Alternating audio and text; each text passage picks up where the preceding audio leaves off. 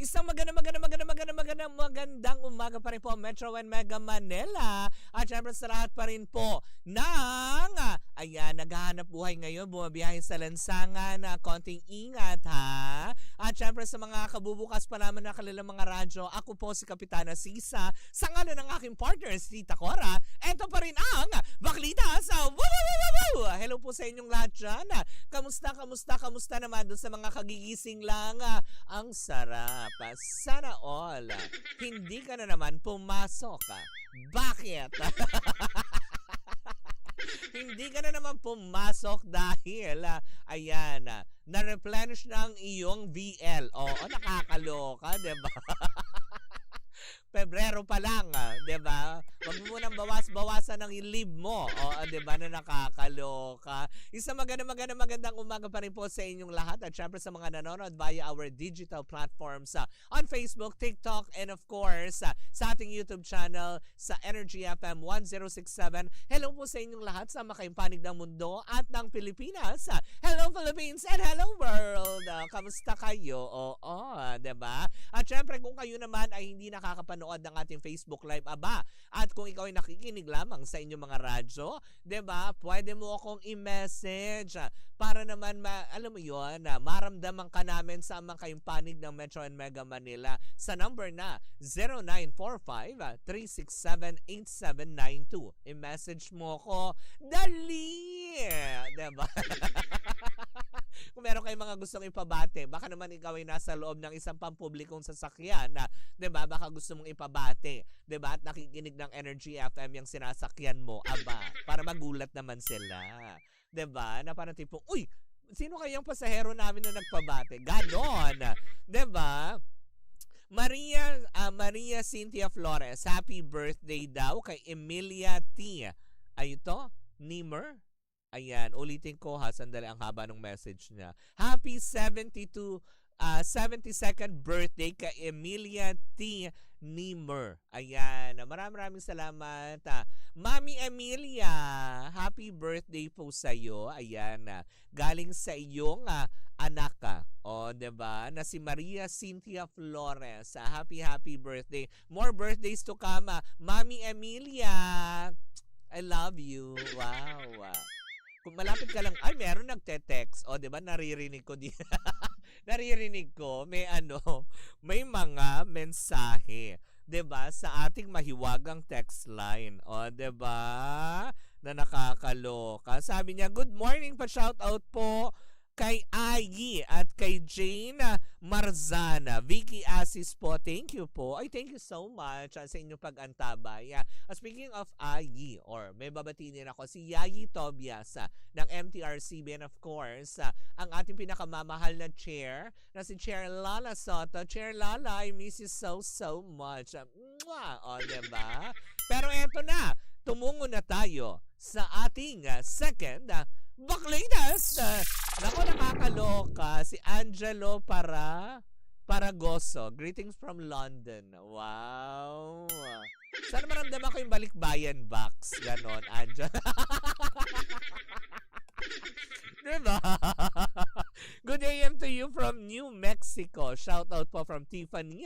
Get well soon kay Tita Cora. God bless. Oh, nakaka-touch naman yun, Jengbon. Oo, diba? Huwag ka mag-alala. Konting panahon lang, hindi ba? Ay pagbalik niya dito, glowing ang lola nyo. Lola nyo!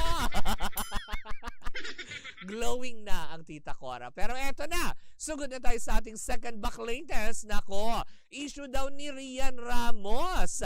Nako, papatpunta na nga daw na teleserye ito, nakakaloka. Gagawin ng teleserye kaagad na nakakaloka. Kasi nga naman daw, ang dami ng pangalan na nadadawit. Diba? Unti-unti nang nakokompleto ang cast ng issue ni Rian Ramos, dahil sa ang magiging teleserye talaga nito, promise, ang title, ang Angpaw. Ganon, di ba, na nakakaloka? Pero yun na nga, kasi marami nga ang naloka dahil recently lamang ay may panibagong karakter na naman na pumasok sa usapin. Wow! Mukhang ito yung dadaig sa Batang Quiapo. Oo, nakakaloka. Kasi Coco Martin, palit ang palit, hindi ba, Baby Rodriguez? Palit ang palit ang artista, di ba? Nako, eto naman, dagdag ng dagdag para makabuo, o, 'di ba? Nakakaloka 'yon. Dahil recently lamang, hindi ba, sa hindi ko rin naman malamang dahilan na bakit nadawit ang pangalan ni Will Dasovich, 'di ba? Na dating jowa, 'di ba? Nitong si Alodia Gosing Piao. O, tama ako, 'di ba?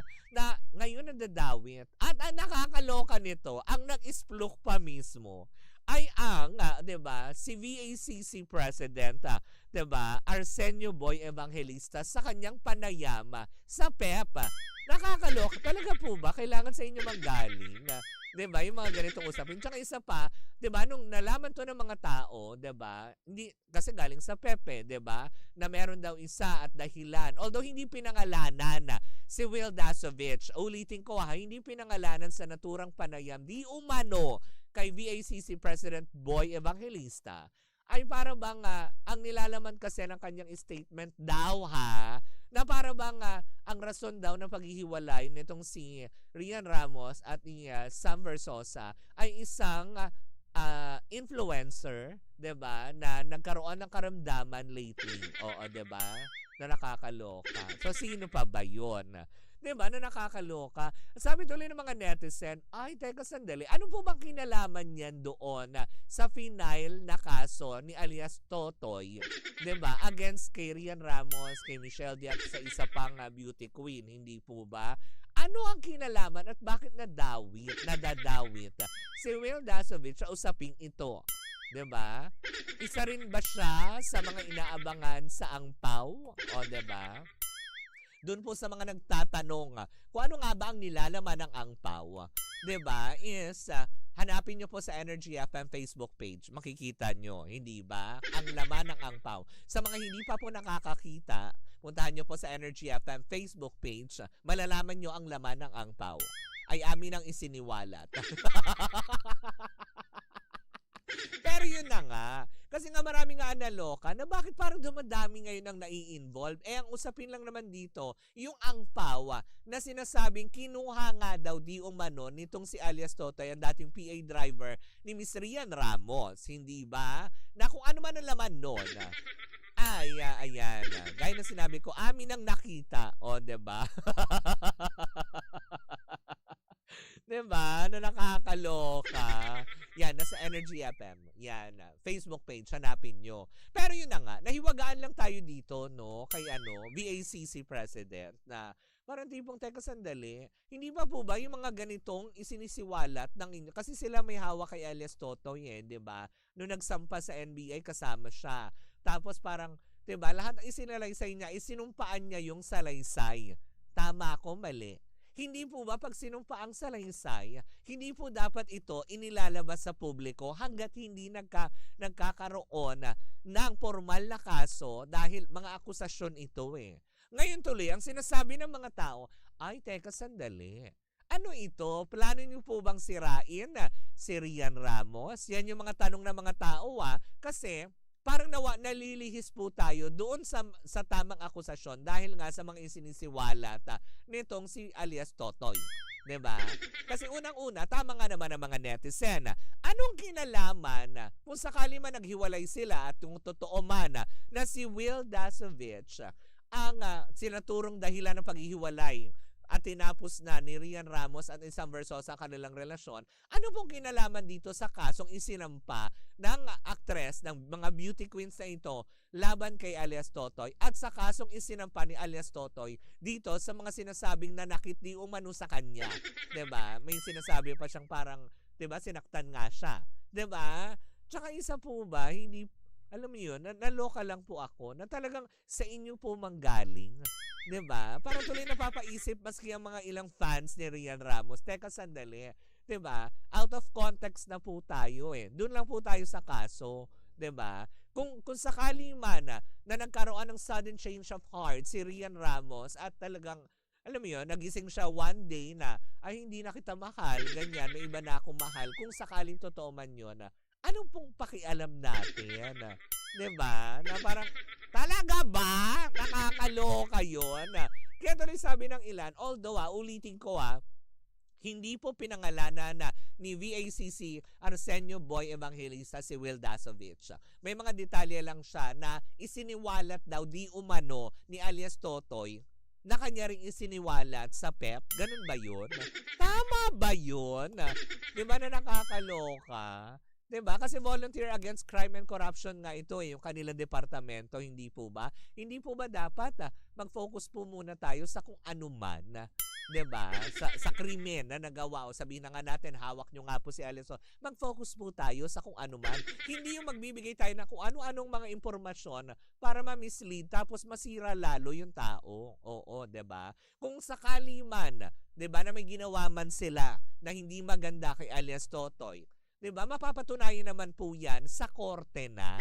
'Di ba? Tama ako, mali. Pero kasi para magkaroon ulit tayo ng mga ganitong impormasyon na ibabato sa public, alam mo 'yon, yung paglantad nga lang ni alias Totoy, hindi naman sa I'm taking the side of Rian Ramos and Michelle D. and doon sa isa pang beauty queen, 'di ba? Na 'di ba? Nagiging public, alam mo 'yon, trial sila. Publicity actually, 'di ba? Nahuhusgahan na sila na hindi pa nila nadidepensa yung kanilang sarili. Sa ngayon kasi wala pang mga inilalabas nga na official statement galing kay Rian Ramos, kay Michelle D, yung mga taong nasangkot dito sa usapin na ito. Kaya lang ang pinagtataka ko, bakit nagdadagdag tayo ng mga taong nananahimik? Diba? Na nakakaloka.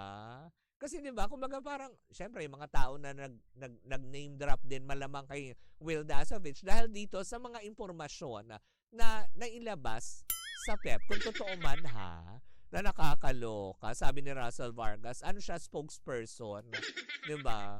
Tsaka isa pa, 'di ba, na kaya kung may mga katulad niya, naging PA, naging driver siya, may mga bagay talaga na may mga personal na malalaman nyo dun sa tao. 'Di ba? Pero pinagkatiwalaan po kasi kayo.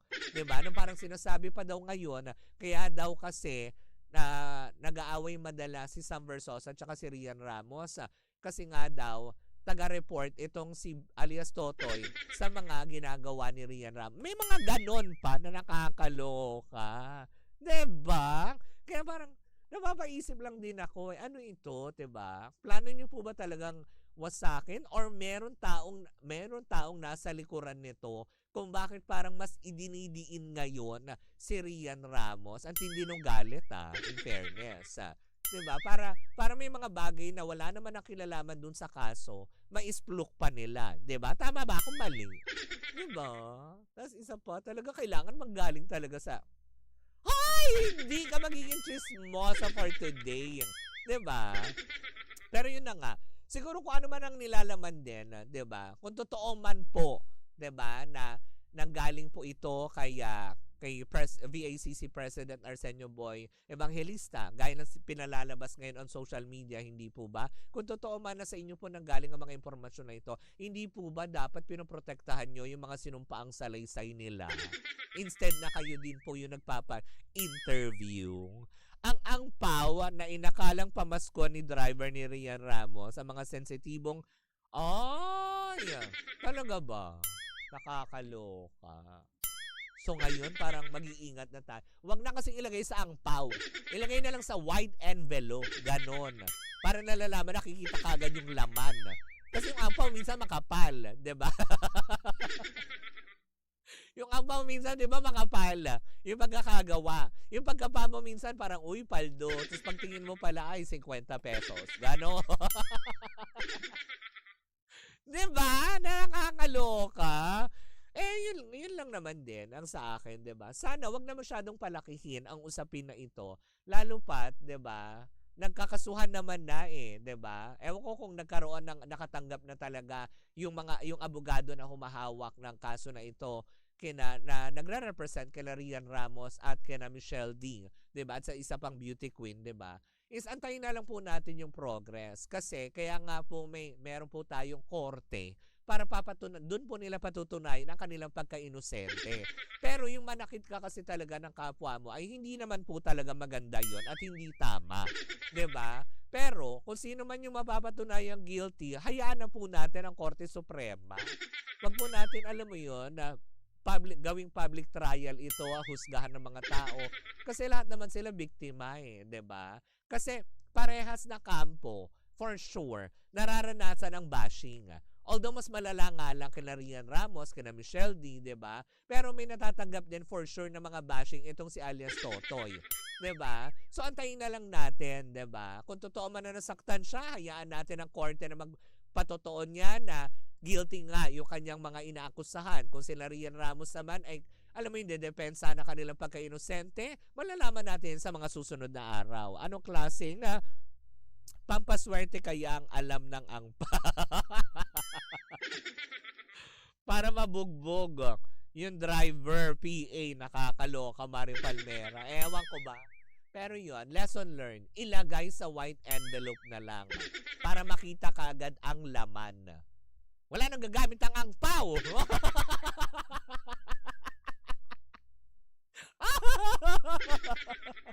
Nakakaloka lang yun, hindi ba? Pero yun na nga, siguro, diba, let's be fair din kay Will Dasovich na nadadawit dito sa usapin na ito. Kasi minsan na rin siyang nadawit, diba, nung nagkahiwalay sila ni Hello Jack. Diba, may nadawit na isang parang pangalan din na kanya naman din pinabulaanan ang tungkol doon, diba? Focus lang po muna tayo sa kung ano. Tsaka itigil na natin yung kakaharap sa press, sa media para magpa-interview patungkol dito. Kasi di ba nagsampa na po kayo ng kaso, hayaan na po natin yung NBI na gumawa ng investigasyon. Paano kung panigan ng korte yung mga artista kasi mahirap yung driver? Ganito ang hustisya sa atin sa Pinas. Sana lumabas yung totoong nangyari, yun lang. Sabi ni Trisha Padilla, well, let's trust our justice system, hindi ba? Hindi naman, tamo nga ngayon, 'di ba, sa flood control, 'di ba? Kusa na lang din lumutang. Pero 'di ba, yung mga ganong issue. Pero yan natin, 'di ba? Kaya nga 'di ba, be careful with your driver or PA. Oh, 'di ba? Ako yung driver ko, lagi ko lang naman. Alam mo yun, pag may driver ako, for sure, masaya yun lagi. Fun, ganon.